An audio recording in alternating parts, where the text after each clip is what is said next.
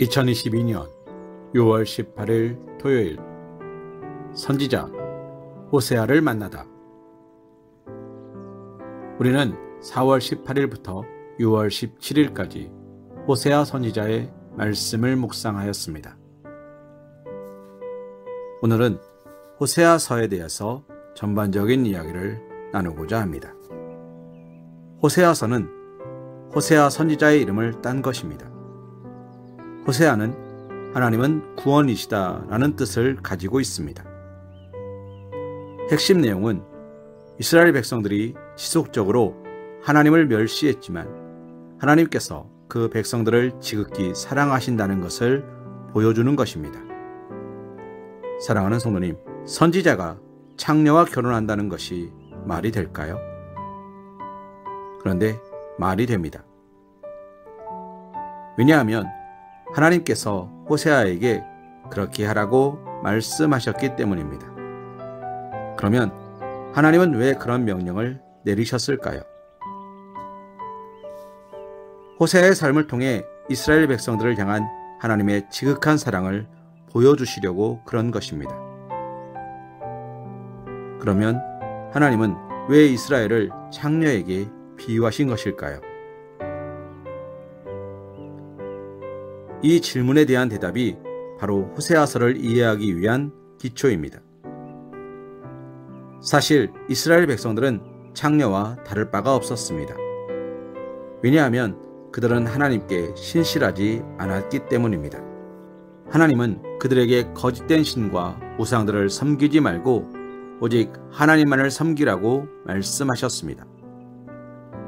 때로 그들은 하나님께 순종하기도 했습니다. 하지만 그들은 약삭빠르게도 하나님의 도움이 필요한 때만 순종하는 척 하였습니다. 그리고 문제가 해결되면 언제 그랬냐는 듯 하나님을 까맣게 잊어버리고 인기 있던 우상들을 쫓아갔습니다. 이런 일들은 오랫동안 되풀이되고 있었습니다. 그들은 집을 잃었고 행복을 박탈당했으며 전쟁에서 매번 참패하였습니다. 그리고 이제는 나라가 멸망해서 다른 나라의 포로로 잡혀갈 위기에 직면하였습니다. 그때 하나님이 호세아에게 말씀하십니다. 너는 가서 장녀와 혼인하라. 그래서 남편이 너를 대하는 그녀의 비루한 행실을 통하여 이 백성들이 어떻게 나를 대했는지 알게 하라. 호세아는 하나님이 시키는 대로 창녀 고멜과 결혼한 것입니다. 그리고 새 아이를 낳았습니다. 호세아의 새 자녀의 이름은 하나님께서 정해주셨습니다. 첫째 아들 이스르엘, 이스라엘 왕국의 멸망을 나타내는 이름입니다. 둘째 딸 로루하마, 은혜 받지 못함이라는 뜻이며 이스라엘을 향한 하나님의 은혜와 자비가 끝났음을 말하는 것입니다.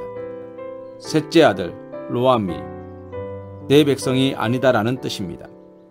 하나님과 이스라엘 백성 사이의 관계가 완전히 끊어졌음을 표현하고 있습니다.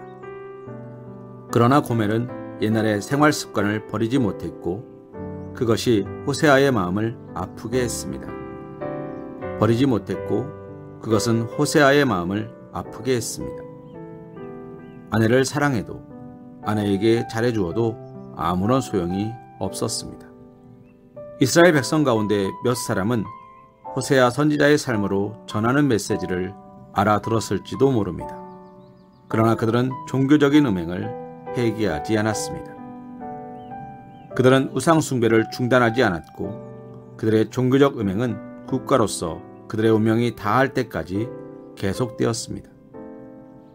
혹시 우리도 이와 같은 일을 반복하고 있는 것은 아닌가요? 평소 하나님을 망각하고 세상을 쫓아가다 필요한 순간이 오면 그때 하나님을 찾고 계시진 않는지요? 비록 이스라엘 백성들은 호세아 선지자의 말을 듣지 않았지만 우리는 그가 전하는 메시지에 귀를 기울여야 할 것입니다. 호세아서를 한 번에 꿰뚫기.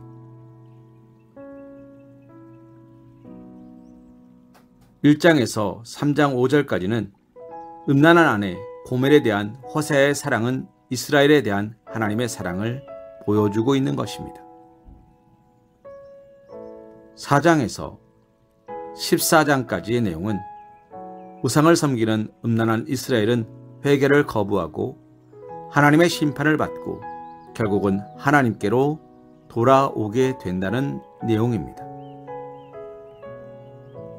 사랑하는 성도님, 호세아서 묵상을 통하여 우리가 다시 한번 하나님 앞에 거룩하고 정결하게 하나님의 자녀답게 사는 것이 무엇인지 생각해 보시며 새롭게 시작하는 아름답고 복된 생활이 되시기를 주님의 이름으로 기도합니다.